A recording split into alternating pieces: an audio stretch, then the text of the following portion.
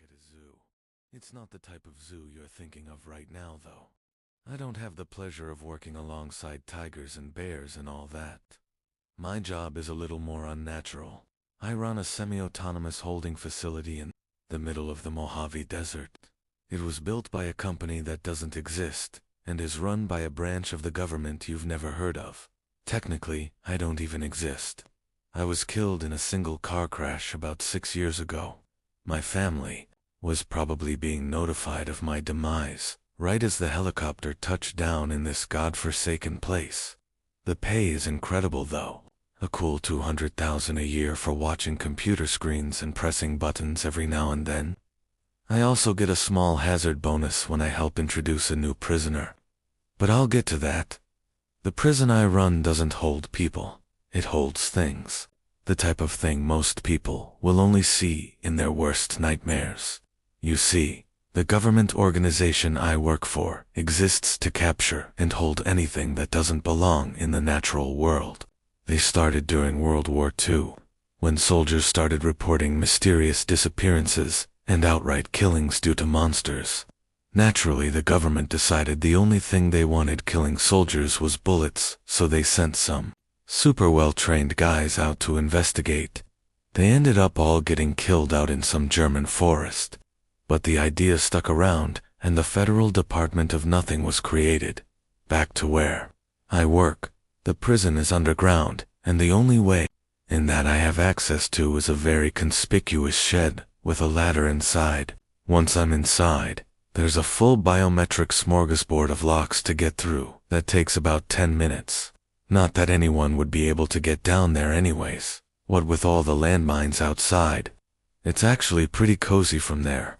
There's a nice set of living quarters, a huge kitchen that gets restocked by a drone every 2 months, and even a rec room with stuff like pinball machines and video games. I guess they don't want the one person with control of all these abominations getting bored. There are 1,024 cells that are all about 25 feet tall, with security varying from a glass door to a stupidly thick titanium vault door. The prisoners tend to occupy the ones in the middle of the range, but at least I'm prepared. I have to check on them regularly to make sure there aren't any structural issues or giant demon horses running around. I technically have a level of personal protection that I'm supposed to bring with me, but I normally don't, if only because it takes a while to put on. They're organized into 4 corridors, numbered by the level of caution required by me. When entering number 1 has creatures that are pretty much harmless. They might bite or scratch, but they aren't objectively dangerous. Number 2 has creatures that are kind of dangerous. They could kill me if I let them, but I could probably fight any of them off easily. I still bring a pistol, just in case. Number 3 is where it starts to get bad. These guys could kill me in a fair fight. That's why I put on a bunch of ballistic armor and get a nice big gun out when I go in there. Number 4 is the worst. The creatures in there could kill me either before I could react, or without me being able to do anything about it. I don't even bother with the guns and armor in there, because it wouldn't make much of a difference anyway, and they're super heavy. The monsters are actually kind of fun to talk about. There's a lot of them, so they can't all get a mention, but the ones I will talk about are real doozies anyways.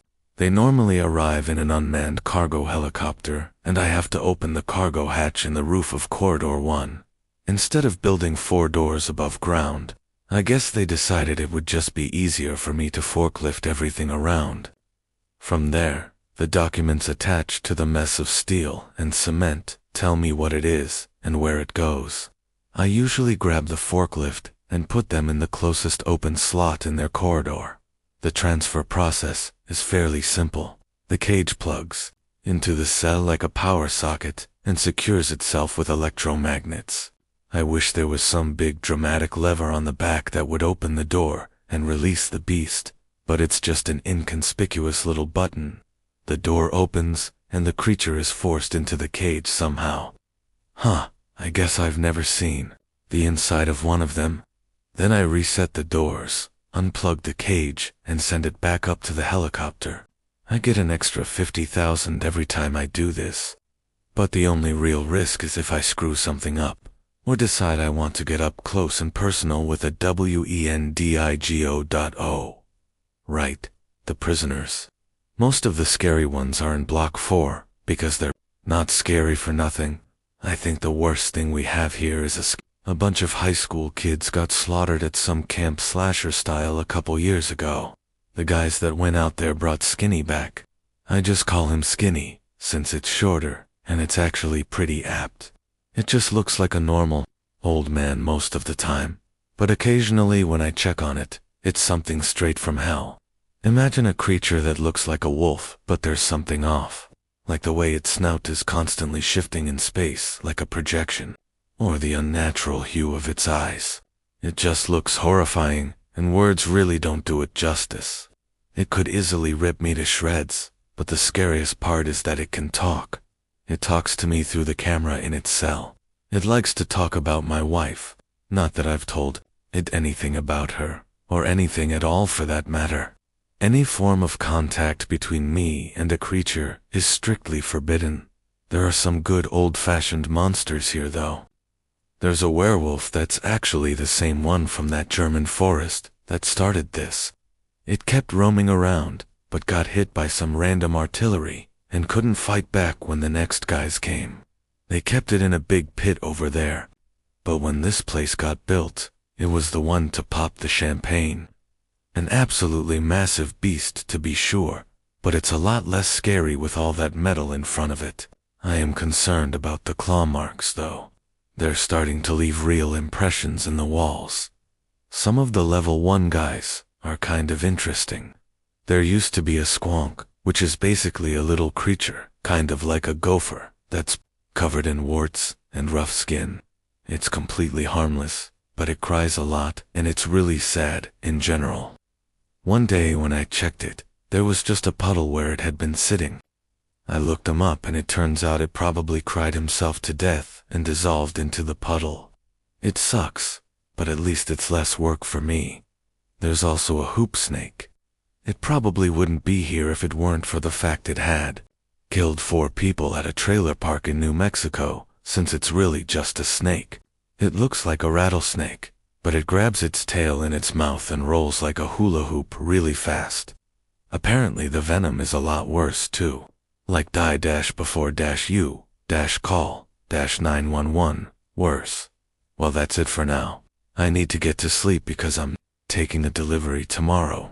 They don't tell me what's in the cage until I have it, so here's hoping it's a scary one. This is bad. The monster I took yesterday was another skinwalker. It went in the cell fine, but today it's not there anymore. I don't know what happened.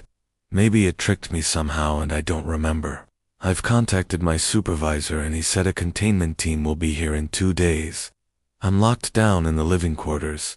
The living quarters are tough to get into during a lockdown, but is by no means impossible, especially if the roaring I hear getting louder means that the werewolf managed to gouge a hole in his cell. I told my supervisor about the claw marks, but he just said not to worry about it. Well, I'm worrying. I don't know what animal the new skinwalker is, but it was much younger than Skinny. I don't think it could figure out how to open the cells, but there is a control room at the back of each block that has some exposed wiring, and stuff that I've been told supplies electricity to the electromagnets. I guess all that's left to do is wait and see if anything comes through the door before the containment team shows up. I woke up and saw a lion sitting in my doorway last night. It had a huge mane and had his lips pulled back in one of the most terrifying snarls I have ever seen. It didn't look right though. The fur looked flat and monotonous. The snarl looked kind of smudged, like its skin got rotated slightly on its face. And the eyes were not feline. They were human eyes, staring at me with all the contempt and hatred of someone who has every intention to kill you. I looked at my pistol on the table next to me, but it was too fast. It was on me before I could even think to reach for it. With impossible speed for a beast of that size, it seized my arm in its massive jaws and leveled its eyes 4 inches from mine. I knew then that it wasn't going to kill me. It was too smart to hesitate. It looked directly into my eyes for an eternity before releasing my arm and leaving with the same impossible speed it had surprised me with before. It was a warning. It was telling me to stay in here and not do anything to compromise its safety. Well, it's a little late for that, because the team is getting here today. I know it can't take the whole team, but it can take a lot of them, if it managed to release any of the other monsters. The team won't stand a chance. I only told them that a skinwalker had gotten out, not that it had the potential to release more monsters. I guess we'll just wait and see. I lost my communications last night, probably thanks to my new friend. I've just been pacing back and forth all day, trying to figure out what I can do. I'm just going to sit down and wait. The whole team is dead. I heard the firefight from in here. These guys must have had some serious firepower, because all I heard for 15 minutes was constant gunfire and explosions before it started to fade away. Probably because there were less men shooting. I had a feeling this would happen. I don't know what to do now. I put the ballistic equipment on and loaded my machine gun, but I know how well guns worked for the guys outside. I can only hope it decides I'm not worth its time while it continues whatever it's doing. It is doing something. I don't know what, but I can hear loud banging and weird groaning noises every once in a while. I would think it's trying to get out, but the door is wide open because the containment team destroyed it with a generous amount of explosives. I haven't seen it again, but I'm probably going to. If it can't figure out what it's doing, it's probably gonna make me do it. They're both gone. Skinny and the new skinwalker, I mean. Apparently it was all a big plan to break out of the prison. The young skinwalker got captured on purpose and somehow convinced me to just let it out. It probably used that stupid magic that got it this way in the first place. After the containment team got wiped out, it wandered around looking for a way to open the door. It came back for me. It dragged me over to the front of Skinny's cell and said one word in a voice so lacking in human inflection or emotion, it sends shivers down my spine, even writing this now. Open. That's when I figured all of this out. I looked at the control room at the back and said to try cutting the cables in there, before I could say to only cut the cables that go to this cell.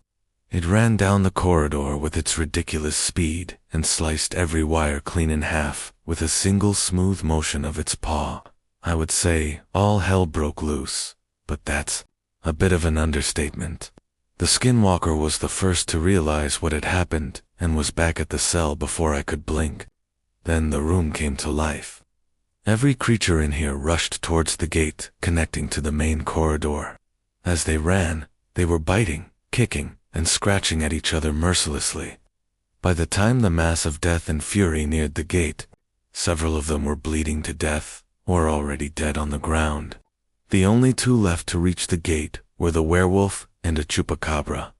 Chupacabras aren't really what people think they are. All the stories describe them as a wild dog that just likes blood. In reality, they're more like a coyote with 8 long spider legs. They have razor-sharp claws at the end, and they're almost as fast as the skinwalker was. They don't like blood, they need it. The two abominations reached the gate and turned to face each other. The werewolf let out a deafening roar of fury, and the chupacabra started shrieking. I thought they were yelling at each other, but then the werewolf slumped to the ground, and the chupacabra followed suit. Its shrieking getting louder and louder until cutting off suddenly. I watched in horror as the skinwalker strutted back towards us with blood dripping from its permanent snarl.